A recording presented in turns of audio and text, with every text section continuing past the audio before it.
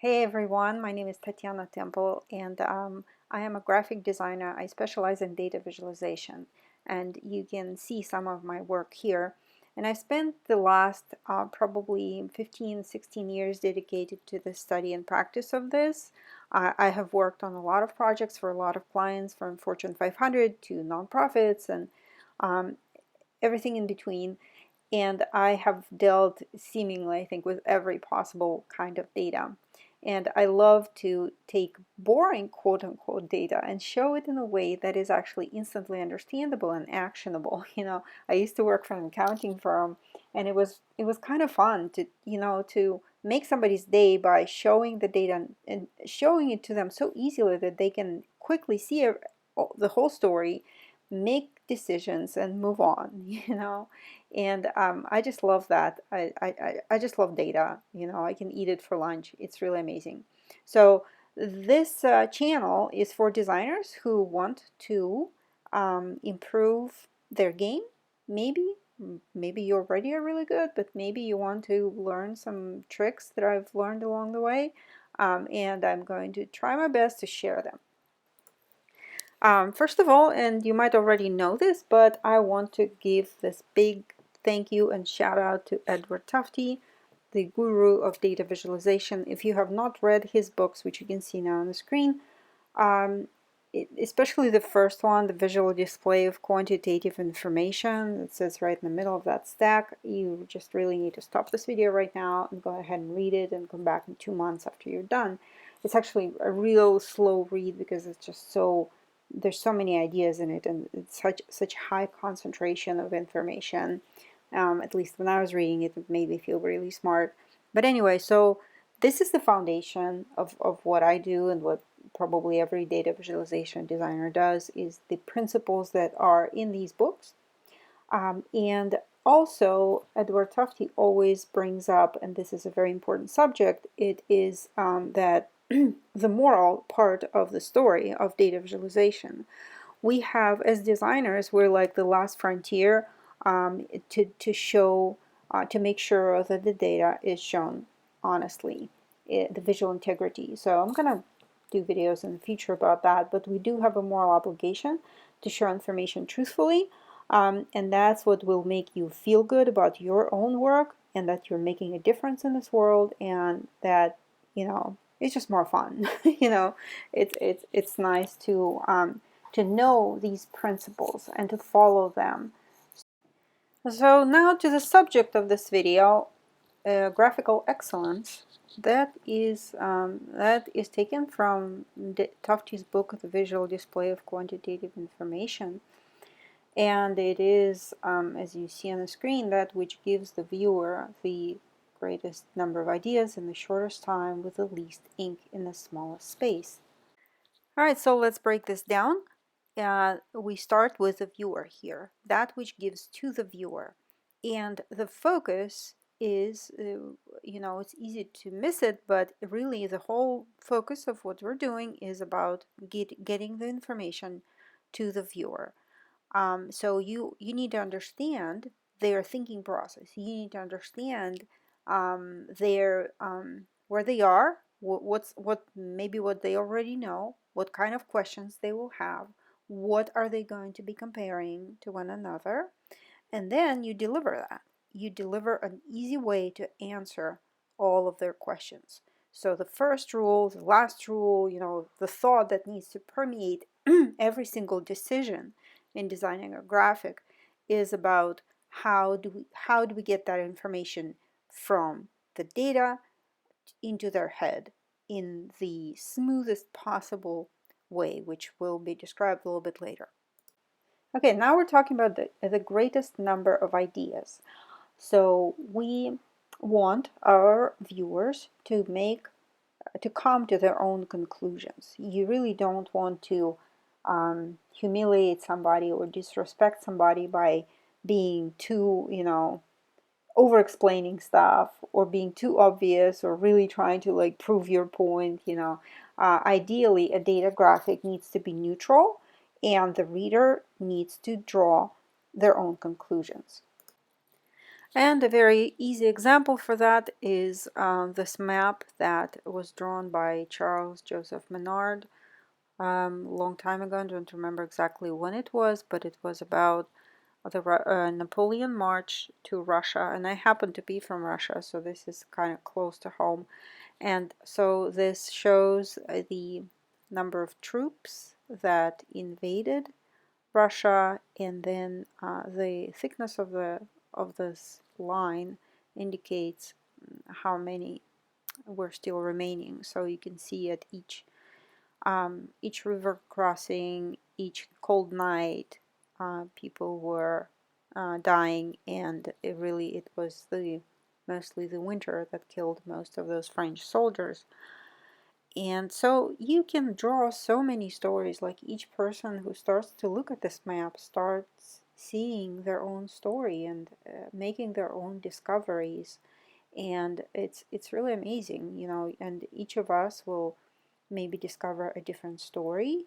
Russian people will probably kind of like get don't mess with Russia's winters. French people might think about how most of these soldiers were really forced to be in the army and they did not want to be there, and it's really sad. I mean, it's always a sad story. So anyway, so a graphic like this makes the reader feel very smart because they can make their own discoveries and form their own opinions, and that's one of the ideals that we should strive for, is to let people form their own opinions. We just provide neutral space and neutral information um, to make those conclusions. All right, now we're going to talk about the time. In the shortest time. So here's an example of a graphic that I did. It was a really fun graphic. It's a website called flightattendant.pro. I'm not sure if it was used eventually, but it was really fun to work on it because it shows a comparison of salaries for flight attendants at different companies, and they usually grow with each year. And so which it's like basically which airline is a more profitable, better proposition for a flight attendant based on the rates. There are other factors, so if you're a flight attendant, don't just consider that. But anyway, the point I'm trying to make here is that if you look at the labels, everything is labeled right on the spot. There are little red dots that indicate the highest salary for each year, and the numbers are bolded.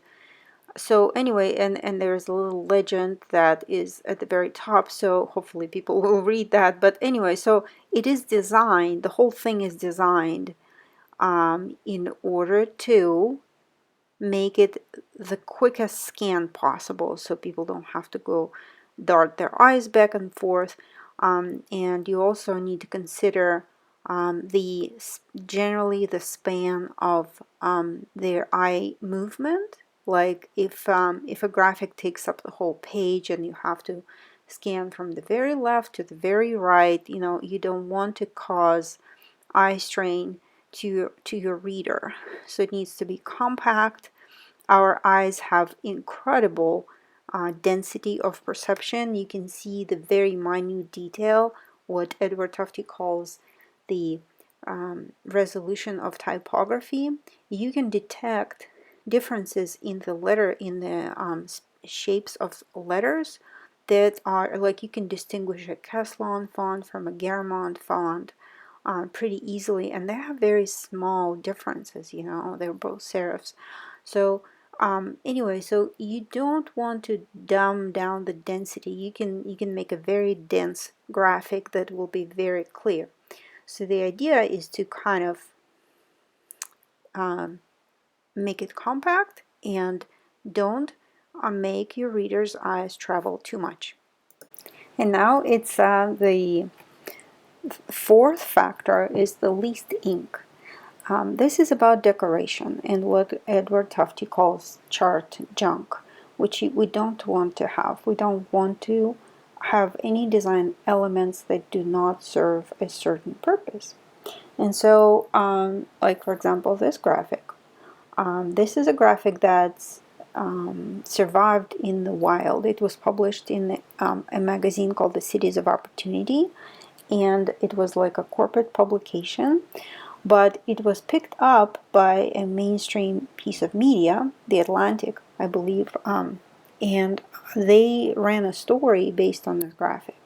So they were able to see, the editor of The Atlantic was able to see specifically what this graphic was saying. And it was such a joy for me, because when I show graphics, when I show my projects, the final products to my clients, I never explain or comment about this. I just show the graphic here and see their reaction, and see if they start going through, oh, look at that, oh, look at this, oh my god, look at, oh, look at Beijing, oh wow.